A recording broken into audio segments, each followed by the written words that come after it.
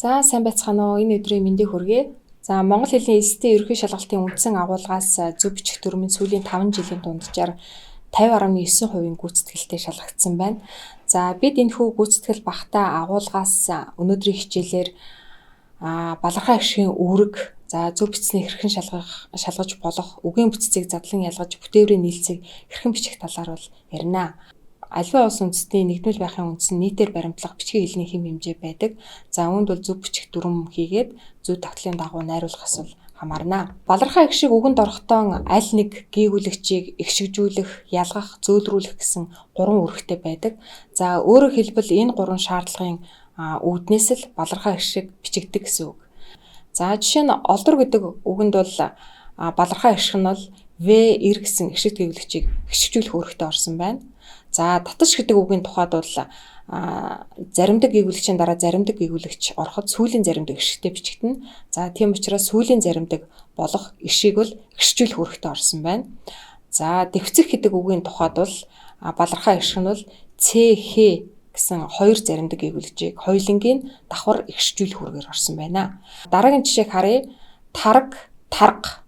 За энэ хоолонгийн ард орсон эрг шиг орон гэсэн үгийн тухайд бол хэлний үзүүрийн энийн ард байгаа гişгийг бол бид ялгах гişг гэж хэлдэг. За ингээд энэ хоолонгийг хэлний гигээс хэлний үзүүрийн энийг хэлний хойгуурх энээс ялгаж өгж байгаа энэ ялгах үүрэгтэй балархай гişиг бол гээхгүй.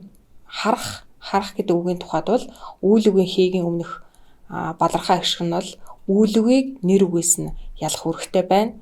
За цэцгийн утас, цэцгийн сав гэхэд бол цэцгийн утас гэсэн холбоогийн цэцгийн гэдэг нь бол оноос нэрийг ерөө нэрээс нь бол ялах үүрэгтэй байна. За зөөлрөл үүргийн тухайд бол одоо зөвхөн эр үгийн JJ-с бусад гээгүүлэгчийн дараа орсон и бол зөөлрөл үүрэгтэй орно. За жишээ нь барил гэдэг үгийн тухайд бол и нь бол зөөлрөл үүрэгтэй орсон. За мөн ил гэсэн гişиг гээгүүлэгчийг гიშгжүүлэх үүргээр бол давхар орсон байна. За тохиж гэдэг үгийн тухайд бол и нь зөөлрөл үүрэгтэй орсон, мөн Ж-г гიშгжүүлэх үүргээр орсон байна. За балархай гişгийн дүрм буюу гიშгт ба заримдаг гээгүүлэгчийн дүрм нь бусад одоо дүрмийн үнд суурь нь болохын зэрэгцээ зөв бичсэн хэсгээ одоо шалгуур болдгийг бол санах хэрэгтэй. За Монгол баавар гэсэн зохион бүлэгт орсон гიშгт 7 гээгүүлжүүл өмнөө буюу хойно аль тод хэлэгдэх талдаа заавал гიშгтэй бичигдэг. За энэ дүрмийн ажилт нь бол хэлний хойгуурхын нэр төгссөн үн дээр заахын ялгалын төгслийг шууд залгана. Ил, ин гэж тусдаа бичигдэг. Ил, ин хоёр нь бол гიშггүй бичигдэнэ. Цоожоо цусаа тушаачих гэсэн зохион бүлэгт орсон заримдаг 9 гээгүүлэгч нь зарим үед гიშгтэй, зарим үед бол гიშггүй бичигдэнэ. За гიშг гээгүүлэгчийн дараа заримдаг гээгүүлэгч ороход бол гიშггүй бичигдэнэ. За энэ дүрмийн ажилт нь бол үйл үгийнхээ өмнөө гიშгтэй бичигдэнэ гэсэн дүрм байна. За заримдаг гээгүүлэгчийн дараа заримдаг гээгүүлэгч ороход сүүлийн заримдаг гიშгтэй бичигдэнэ. За энэ дүрмийн ажилт нь бол эсхээгийн дараа тэжээ гიშггүй бичигдэнэ. За балархай гişгийг гээ хэсгийг хэрхэн шалгах вэ гэд. За энд бол юуны өмнө балархай гişгийн үүргийг тодорхойлно. Балархай гişиг үүрэгтэй бол гээхдэггүй, үүрэггүй бол гээгднэ гэсэн үг. За олдор гэдэг үгэн дээр урт гişгээр хэлсэн залгуур залхахад бол балархай гişгийг гээхгүй. Яагаад гişгийг гээхгүй вэ гэвэл В гэсэн гişгт гээгүүлэгчийг гიშгжүүлэх үүрэгтэй орсон учраас балархай гişгийг гээхгүй байна. За гიშгт гээгүүлэгчийн дүрм, заримдаг гээгүүлэгчийн дүрм түүний ажилтыг санах хэрэгтэй. За жишээ нь нөхцөл гэдэг үгэн дээр урт гişгээр хэлсэн залгуур залхахад бол балархай гişиг бол гээхгүй. Яагаад гэвэл энэ балархай гişиг бол одоо сүүлийн заримдаг болох Ц-г бол гიშгжүүлэх үүрэгтэй орсон байна. Мөн эрсдлийн гэдэг дээр бол одоо сүүлийн заримдаг болох Д-г гიშгжүүлэх үүрэгтэй орсон учраас бол балархай гişиг бол гээхгүй байна. За өвчгээд гэдэг үгийн тухайд бол их гэдэг үгэн дээр бүр мөсөн үлдэх байдлын чих гэсэн залгуурыг залгаж байна. За энд бол эсхээгийн дараа Т-ч гიშггүй орж болно. За тэгээд эвчих гэдэг үгэн дээр урт гişгээр хэлсэн залгуур залгахад бол балархай гişг нь гээгдэнэ. За яагаад гээгдэж гин гэвэл одоо сүүлийн заримдаг буюу Х нь бол ардаа гişгтэй орсон учраас бол өмнөө заавал гişг шаардахгүй байна. За тэгвэл харагдсан гэдэг үгэн дээр бол аас гэсэн нөхцөл залхахад бол балархай гişг гээхгүй. Яагаад гэвэл одоо сүүлийн заримдаг болох эсийг гიშгжүүлэх үүргээр бол орсон байна. За үсчгээд гэдгийн тухайд бол эсхээгийн дараа Т-ч гიშггүй орж болно. За өсчих гэдэг үгэн дээр урт гიშгэр хэлсэн залхуур залхахад балархаа шиг гэгдэхгүй. Яагаад энэ балархаа шиг гэгдэхгүй байгаа гэвэл сүүлийн заримдаг болох чийг гიშжүүлэх үүрэгтэй орсон байна. За нэг үгэнд хид хідэн залхуур залхахтаа одоо нэгэнтээ гээж бүтсэн эсхийг бол сэргээж бичдгээ гэд. Сурагчид гэсэн гэгүүлчээр төгсөн үгэн дээр гэгүүлэгчээр бүтсэн залхуур залхахад бол эцсийн гэгүүлэгчийн өмнөх балархаа шиг гэгдээд тэгээд сүүлийн одоо заримдгийг бол гიშжүүлэх үүрэгтэй балархаа шиг нэмэгдээ сурагчдад гэсэн үг бол бүтсэн. За сурагчдад гэд үгэн дээр бол урт гიშгээр хэлсэн залхуур залхахад бол шууд залгаж байна. За уламжлалын зарчим одоо баримталж бичсэн үгийн одоо и гიშгийг бол гээхгүй. За жишээ нь одоо тэнхмийн эрхээр гэсэн үг байна. За зарим үгийн үндэс ихээхэн өөрчлөгдөхөр болвол балархаа гიშг бол гээхгүй. Жишээ нь одоо галвийн, төлвийн гэсэн үг байна. За язгуур дагавар нөхцөлийг зөв бичсэн хэсгийг хэрхэн шалгах вэ гэд. За энд бол үгийн язгуураа бол тогтооно. За сэрвгэр гэж өчгөө сэрвэгэр гэж өчгөө гэсэн энэ хоёр хэлбэрийн аль нарын бичгийг бол эргэлзэж байгаа бол төрөл үүсгэж болно. Сэрвэлз, сэрви, сэрвсхий гэж төрөл үүсгэх учраас одоо сэрвгэр гэж бичих нь бол зөв байна. За үгийн бүтцээр задлан ялгаж дагавар нөхцөлийг одоо хэрхэн бичдгийг санах хэрэгтэй. За одоо төр үлдэх байдлын эсна, олноор үлдэх байдлын цагаа гэж бичдэг хідээж одоо зан цагаа гэж дуудлагаараа одоо бичиж алддаг. Чих гэсэн бүтцийн араас одоо нэрийн нөхцөл орсон байвал үүлгэн хэ гэж танин өмнөх одоо балархаа гიშгийг гээхгүй. За жишээ нь одоо харчхаар гэхэд бол нэрийн нөхцөл орсон учраас хэгийн өмнөх балархаа гიშиг бол гээхдэггүй гэсэн үг. За хэрвээ чих гэсэн бүтцийн араас үүлгийн нөхцөл орсон бол бүр мөсөн үлдэх байдлын чих давар байна гэж танина. За тэгээд өмнөх одоо балархаа гიშгийг үүрэгтэй бол гээ, үүрэггүй бол гээхгүй.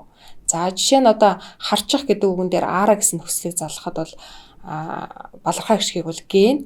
Яагаад гэвэл одоо ч хи гэсэн хоёр заримдгийн сүүлийн заримдаг нь ардаа гიშгтэй орж байгаа учраас өмнөх одоо балархаа гიშг нь бол үүрэггүй болж байна. За тэгвэл холдчих гэдэг үгэн дээр мөн одоо урт гიშгээр хэлсэн нөхцөл орой гэсэн нөхцөл залхахад бол балархаа гიშг бол гээхгүй байна. Яагаад гээхгүй байгаа вэ гэвэл одоо и гэсэн балархаа гიშг нь бол сүүлийн заримдаг болох чийг бол гიშгжүүлэх үүрэгтэй орсон учраас гээхгүй байна. За үгэнд залгахдаа уг үгийн төгсгөл ба залгах дагавар нөхцөлийн эхлэлийг нь харгалзана. За жишээ нь одоо харьцуул гэдэг үйл үндсэн дээр ишгүй гэсэн залгуурыг залгахдаа шууд залгана. За учир нь гიშгт гэвлэгчийн дараа заримдаг гэвлэгч гიშгүй орно. Жиш гэсэн одоо гэвлэгчээр төгссөн үндсэн дээр ишгүй гэсэн залгуурыг залгахад бол гიშгтэй бичтэн. За яагаад гэвэл энэ үгэнд бол энэ и гэсэн балархаа гიშг нь бол сүүлийн заримдаг болох ишийг бол гიშжүүлэх үүргээр орж байна. За утгад хэсгийг бичихтэй зарим дагавар нөхцөлийг бичих тусгай дүрэн байдгийг санах хэрэгтэй. За жишээ нэмэгдэн гэдэг үгийн тухайд бол дараасан 3 гэвлэгчийн дүрмээр бол бичигдэж байна. За энэ дүрм ёсоор бол дараасан 3 гэвлэгчийн 3 дахь гэвлэгч нь хэлний үзүүрээ энэ буюу хоолонгээ байх бөгөөд 3 дахь гэвлэгчийн өмнө гიშгтэй бичигднэ гэсэн дүрм байна. За зарим дагаврыг залгахдаа уг үгийн төгсгөлийг нь харгалздаг. За гიშг гэвлэгчээр төгссөн үгэн дээр үүлэг үүсгэх ил дагаврыг залгахад гიშгийг бол артаа авна. Заримдаг гэвлэгчээр төгссөн үгэнд үүлэг үүсгэх ил дагаврыг залгахад бол гიშгийг бол өмнө авна. За зөөлөн тэмдгээр төгссөн үгэн дээр зөөлөрсөн гэвлэгчээр төгссөн үгэн дээр үүлэг үүсгэх ил дагаврыг залгахад зөөлөн тэмдэг и болно. Ишгээр төгссөн үгэн дээр үүлэг бүтээх дагаврыг залгахад шууд залгана гэдэг. За энэ дүрмийн гажилт нь заримдаг гэвлэгч их шиг эс, заримдаг гэвлэгч их шиг иш гэсэн ийм бүтцийн араас үүлэг бүтээх ил дагаврыг залгахад бол гიშгийг ардаа авна. Жишээ нь одоо хавцсал, ичил гэдэг үг байна. За илгаалгоо, лаг, лог, лүг, лиг гэсэн энэ дагавруудыг бол төгсгөлөөс нь хамаарат бол залгаж байна. За гэвлэгчээр төгссөн эр үгэнд бол лаг, лог гэсэн дагаврыг бол залгана. За жишээ нь одоо зарлага, бодлого гэдэг. Одоо имлэг, мэдлэг гэдэг гихчлэн одоо их шиг буюу гэвлэгчээр төгссөн эм үгэнд бол лиг, лүг гэсэн одоо дагаврыг залгана. За их шиг зөөлрсөн гэвлэгчээр төгссөн үгэн дээр бол илгаа гэсэн одоо дагаврыг бол залгана. За жишээ нь одоо хаалга, тахилга гэсэн жишээг бол авч болно. Харилцагын тялгал, өөх оршихын тялгал, гарахын тялгалын нөхцөлийг залгахад докторгүй энэ одоо жиргэлэх, үл жиргэлэх хоёр янз байна. За тэгэхээр номонд гэж бичгүү, номд гэж бичгүү аль нь зөв бэ? За энийг эргэлзэж байгаа бол одоо харилцагын тялгал, гарахын тялгалаар хуйлгаж үзнэ гэсэн үг. Тэгэхээр номоос гэхэд докторгүй нь гарахгүй байгаа учраас одоо номд гэж бичих нь зөв. Тэгэхээр шалгалтаас хоёрын шалгалтаас гэдэг нь зөв байна. Яагаад гэвэл шалгалтын гэхэд бол докторгүй энэ жиргэлэхгүй байна. Зөөллийн тэмдэг нь бол зөөлрүүлэх, тусгаарлах хоёр үүрэгтэй. За хатуугийн тэмдэг бол зөвхөн тусгаарлах үүрэгтэй ордог. За авъя, уламжлая гэх мэт одоо эр үгэнд бол хатуугийн тэмдэг тусгаарлах үүргээр орно. За хүсье, твшүүлье гэх мэт им үгэнд бол зөөллийн тэмдэг нь тусгаарлах үүргээр орно. За зөөлрсөн эршиг гээгүүлэгчийн дараа заримдаг гээгүүлэгч ороход зөөллийн тэмдэг хэвээрээ байна. За зөөлрсөн гээгүүлэгчийн дараа одоо туслах яа орвол зөөллийн тэмдэг хэвээрээ байна. Хоёр үгээс бүтсэн үгийн зөөллийн тэмдэг бол хэвээрээ байна. За энэс бусад тохиолдолд бол зөөллийн тэмдэг бол и болно. За энд нэг анхаарах зүйл нь үгийн үндсэнд бол хатуугийн тэмдэг ордоггүй. За тийм учраас бол авьяас, гавья, томьёо, харьяа, товёг, завья гэж бичнэ гэсэн. За ингээд жишээ даалгавар харъя. За 2019 оны А хувилбарын 1-р хэсгийн 2-р даалгаврыг харж байна. За даалгаврын тавилыг хамт уншъя. Эдгээр үгэнд бүтээвэр залгаж бичгэд гээгүүлэгч нэмэгдэх үгийг олоорой гэд.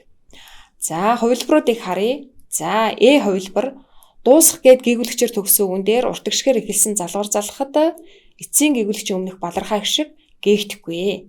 Яагаад гээгдэхгүй байгаагүй л үүлгийг нэр үгээс нь ялгах үүрэгтэй байгаа учраас энэ хэгийн өмнөх балархаа шиг бол гээхгүй байх нэ. Би хувилбарыг харъя. За орон гэдэг үгэн дээр харилцагын тялгалын нөхцөл залгахад бол эцсийн гээгүүлэгчийн өмнөх балархаа шиг үүрэг учраас гээгдэнэ. Тэгээ орны гэж бичнэ. За С хариултыг харъя. Байшин гэдэг үгэн дээр харилцагын тялгалын нөхцөл залгахад бол байшингийн гэдэг одоо гээ нэмэгдэж байна. Тэгэхээр энэ одоо даалгаврын зөв хариулт нь бол С хариулт байна. За Д ээлж гэсэн үгэн дээр уртагшгээр хэлсэн залгуур залгахад бол шууд залгаж байна. Ээлжийн гэд. За хариулт нь гадна гэсэн эгшгээр төгссөн үгэн дээр уртагшгээр хэлсэн залгуур залгахад бол эцсийн одоо богино гişиг бол гээгдэнэ. Тэгээ гадны гэж бичих нэ. 2019 оны хувилбарын 1-р хэсгийн 25 дугаар даалгавар байна. За энэ бүгдийг зөв бичсэн хэсгийг олоорой гэд. За энэ даалгаврын одоо зөв хариулт нь бол хариулт байна. За B-гээс имэйл гэдэг нь бол буруу. Яагаад гэвэл имэйл гэдэг нэр үндсэн дээр үүлэг үүсгэх ил дагавар залгахад бол эгшгийг ардаа авна. Тэгээд имэйл гэдэг үүл үндсэн дээрээ бол өнгөрсөн цагийн лээ нөхцөлийг бол залгана. За С хариултаас бол тооцоолшгүй гэдэг үг нь бол буруу байна. Яагаад гэвэл тооцоол гэдэг дээр ишгүй гэсэн залгуурыг залгахад бол шууд залгана. Яагаад гэвэл ишг төвлөгчийн дараа заримдаг гэвэл ишгүй бичигдэнэ. За Д хариултан дээр нисч гисч дуусч гэдэг үг нь бол буруу. Яагаад гэвэл заримдаг гээгүүлчээр төгссөн үгэн дээр Ж нөхцөлийг залгахад бол нисэж гисэж дуусаж гэж өмнөө бол гიშгтэй бичнэ. Монгол хэлэнд Ч нөхцөл авдаг 5 үг байдаг. Авч, өгч, гарч, хүрч, сурч гэдэг. За бусад одоо нэг үетэй үгэнд бол Ж гэсэн нөхцөлийг л бичнэ.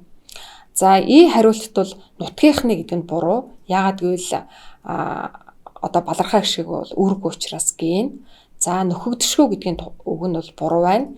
Яагаад гэвэл одоо энд бол иш буюу одоо сүүлийн заримдаг бол гიშгүй болсон байна. За дараагийн даалгавар дээр 2021 оны хувилбарын 2-р хэсгийн 2-ын 3-р даалгаврыг харж байна. За энд балархаа гişиг гээгдэхгүй үгийг олоорой гэдэг. За энд бол зөв хариулт нь бол чадвар гэдэг дээр бол уртагшгээр гэсэн нөхцөл залгахад гээгдэхгүй.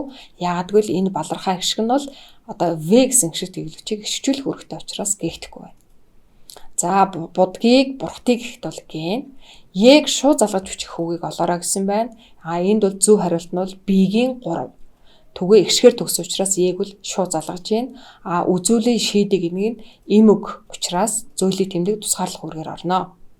За С зөөлийг тэмдэг И болох үгийг олоорой гэсэн байна. Энд зөв хариулт нь бол С-гийн 1. За зөөлрсөн заримдаг гээгүүлэгчийн дараа заримдаг гээгүүлэгч ороход зөөлийг тэмдэг И болно. За зөөлрсөн гიშг гээгүүлэгчийн дараа заримдаг эвлэж ороход зөөлөд тэмдэг хэвээрээ байна. Тэгэхээр барьдаг харьцна гэдэг нь бол и болохгүй гэсэн. За D эр үгэнд и бичих үгийг олоорой гэсэн байна. Тэгэхээр D-гийн 2 зөв. Харуул гэдэг эр үгэнд эр үгийг бичнэ. За зохиомж нутаг гэдэг нь эр үг хэдий ч им үгийг бичдэг дүрмтэй. Энэ ил дагавар залгахад урдаа ихшигтэй бичих үгийг олоорой гэсэн байна. Тэгэхээр И-гийн 3 зөвөө. Нөөц гэсэн заримдаг эвлэлчээр төгсөн үгээр үйл өвтөх ил дагаврыг залгахад одоо ихшгийг өмнө авдаг. За давхар төл гэсэн үгийн тухайд бол ихшиг эвлэлчээр төгссөн учраас ихшгийг бол артаа авнаа. За ингээд анхаарал хандуулсанд баярлалаа.